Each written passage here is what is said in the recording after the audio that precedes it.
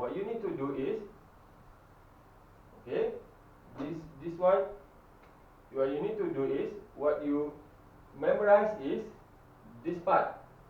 Okay, so in this way, this one, it happen to be, we will have the same answer, because if you look at x direction, you will have same as if this root is right in the middle of the component. Look at from x direction, what you will see is actually you have this one is y, this one is z, and if you put the component, it is that right in the middle. So what you know that the one that you have memorized is already here, and the question asks the same thing. So that's why our I xx equal to, in this case, we can use the same equation, equal to I gg plus md squared actually. Okay, because what we memorize is I gg. Now we want I xx. So in this case, I gg, we're looking from this one, it is 0 plus md squared. D is the same location. I will show why d is 0, because d is 0, this one becomes 0, so everything is 0 in this case. Okay, so how to measure the d?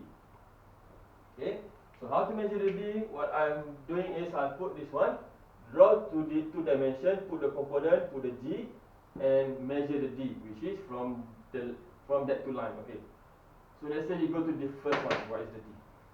Okay, so the first one, I want to have I from y direction, so I will draw to d from looking from y. So I will have this one is x, this one is z. Draw to d, and then I will put the component. The component is here.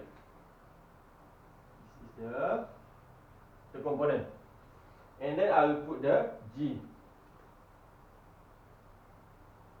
This is the g. Okay, so this is the g. Now measure the d, which is from what? Okay, you put the g, and then you have to put the, this is the y, so we want the y. This is y.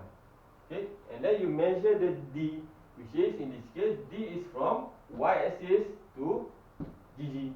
So from here to this one. So this is the d. Okay, in 3 dimension, actually this is the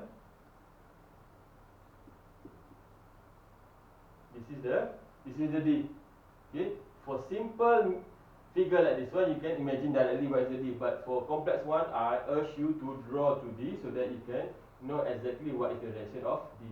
Because of this one, you will see here, if I draw to d here, draw to d, I put the component. So this is y, z, and this right in the middle here is xx. If I put the g is also here.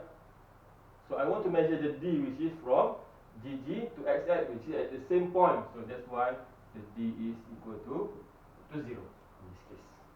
Okay, the d is equal to 0. So it is actually here in 3D, the distance between this first line towards the second g, which is at the same line, it becomes 0. Okay, so that's one, how you measure the d. Okay, so now maybe you can look at this. This is the simple one. Maybe if you look at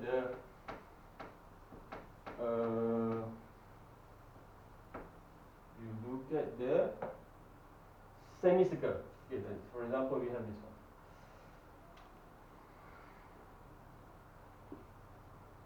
X, Y, Z.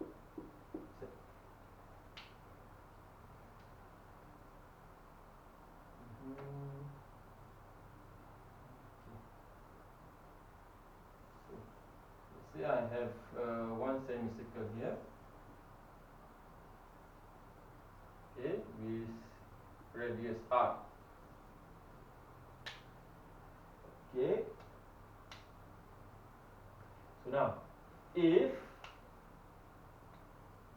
the equation want to ask you the let's say we take this direction, I xx equal to how much? Okay, because the previous one, this one, we know the I at g. Okay, but for this example, okay, we have Ixx. If you look at this book, Ixx looking from top, so it is same as y here, so I m bar squared divided by 2.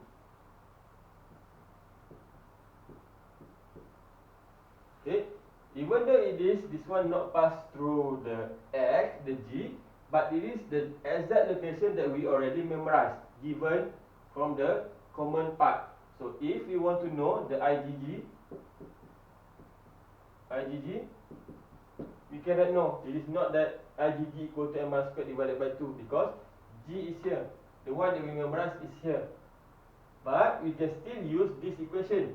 So now our Ixx equal to IgG plus md squared. Okay. So the difference is the Ixx is here. IgG is this part. Okay. So now the one that you know is here actually. mr squared divided by 2 plus equal to IgG plus md squared. So you didn't know the IgD, you can still use the same equation, put md squared the other way, so minus md squared, so you have the IgG. Okay, so what I want to emphasize here is, the one that you memorize, you have to know which location. Some of it pass through center of gravity, some of it might not pass through center of gravity, but you have to know which location exactly it is. If it's pass through center of gravity, you can use SDG. If not, you can relate the GG towards the one that you memorize. Okay? If the question asks you to have the I here,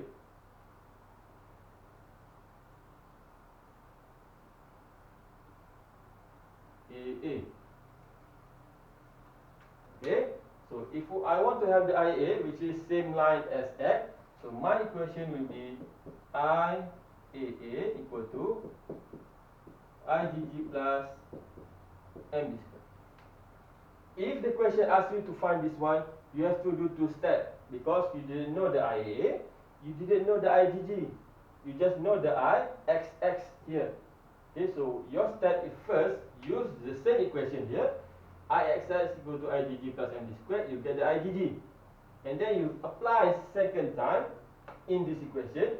Now you know the IgG, you can put it here, you get the IAA. Okay, because the one that you only know is here, and you can relate this equation, relate this point with the G, didn't relate this point with that one.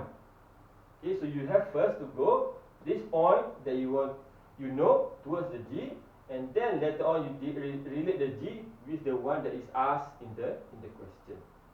Okay, that is the parallel axis theorem. Now you know the 3 component, you know the equation for common bodies, you know how to if you have several component, composite body, how to calculate that one. And the last one is, if the question asks you at the point where you didn't memorize the equation, you don't have the equation, you can use this parallel axis theorem to relate from equation from G towards the one that is asked from the question, and to get the answer. Okay, and the D, to better get the D, you have to first draw to D, put the component, put the G, and then you measure the D, which is from the line that is asked, for example this one AA, towards the center of gravity, and you have the G. You have the G. Okay. Later on we will see in the example how to calculate the full example.